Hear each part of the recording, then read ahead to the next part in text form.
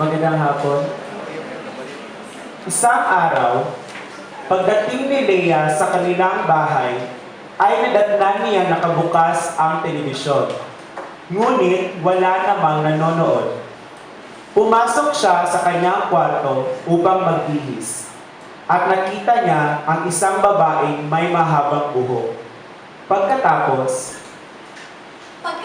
na nakita niya ang babae, nagulat siya at natakot at nanginig siya. At pagkatapos niyan, sinabi ng babaeng mahabang buhok, "Bulaga! Ikaw talaga, matakutin ka talaga." Ito pala ay ang kanyang kaibigang si Barbara. Si Barbara na mahaba ang buhok, maganda, at maganda din ang kanyang kutis at mataas. Samantalang si Leia naman ay isang maliit na bata, kulot ang buhok at panda. Pagkatapos nito, lumakad si Barbara at tinignan niya ang kwarto ni Leia. Sinabi niya, nakita niya ang manika na nasa higaan.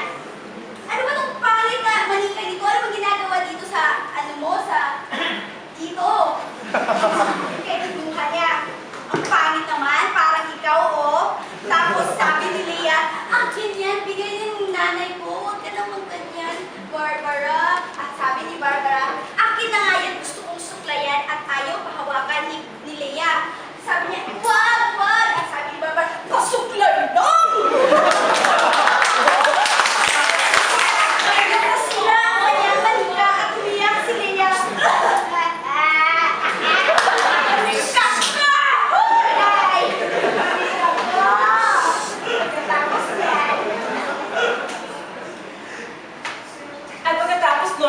Nakita ni Leila na nagsira na ang kanyang manika.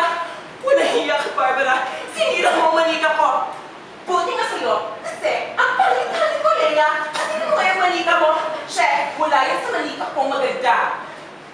At pagkatapos nun, lumakad na si Barbara at umalis sa kwarto ni Leila. Pagkatapos niya, at pagkatapos nun, hindi niya alam kung yung gagawin sapagkat nasira na niya ang manika niya. Hindi na niya maayos-ayos ito. At dahil hindi na niya maayos ito, daladala na ni Leia ang kanyang manika. Walang hiya talaga si Barbara. Palagi na lang niya akong inaapi. Palagi niya akong inaapi sa paaralan, sa mga kaklase ko.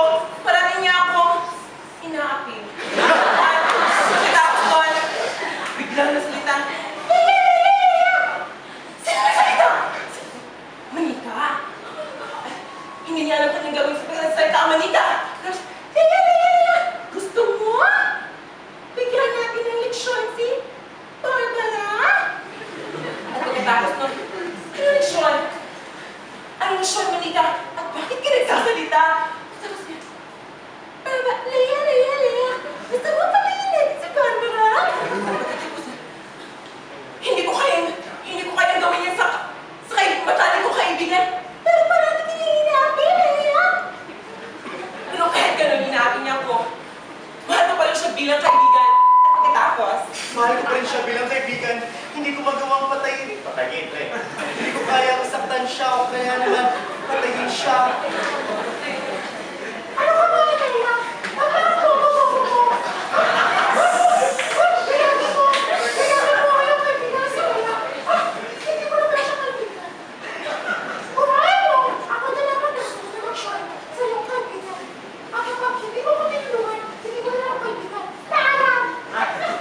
Wag!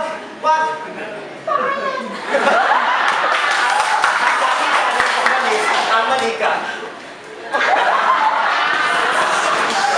Barbara! At biglang binuksan ng manika ang bahay. Kabituan ng bahay ni Barbara. Barbara! Bakit iba ang anyo ng manika? Naging mas malakas ito, mas mapanganib, mapangas, matarunawin.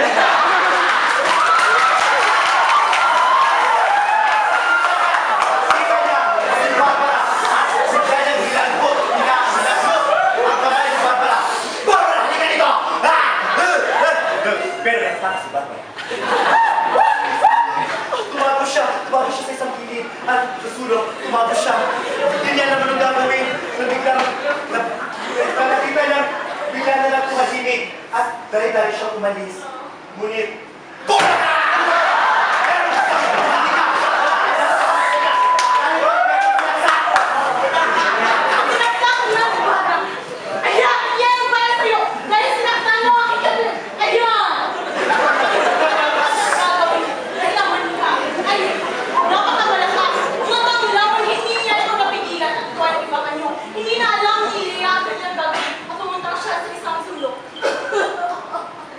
Umiyak siya sa isang sulok.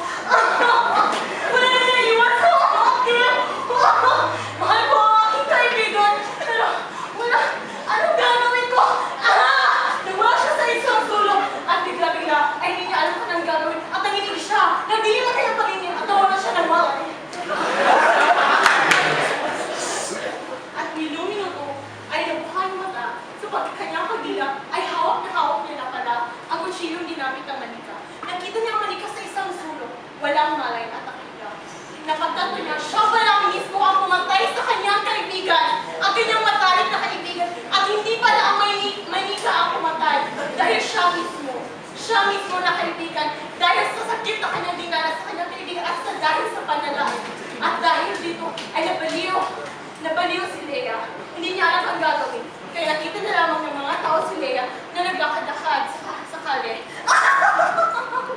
Umiiyak, tumatawa, hindi niya alam ang gagawin.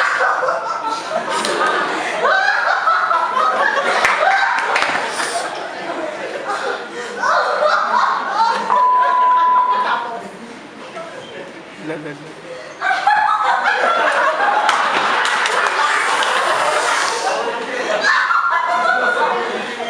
doon, bigla-bigla may tumutla kay Lea. Mga pulis na pala iyon. Hinahanap pala siya dahil siya talaga ang salarin. Salarin ng krimen ng kanyang ginawa kagabi. Kinuha, hanggang pinupunta siya sa kulungan. Lumipas ang maraming taon, napag-alaman na si Lea ay pinasok pala sa ospital ng mga may di ka nais-nais na pag-iisip. Mga nabalik. Alam niyo ba kung ano ang mga sabi-sabi ng mga nurse doon? Si Lea ay napag-alamang nandun lamang sa sulok. Gumaganito.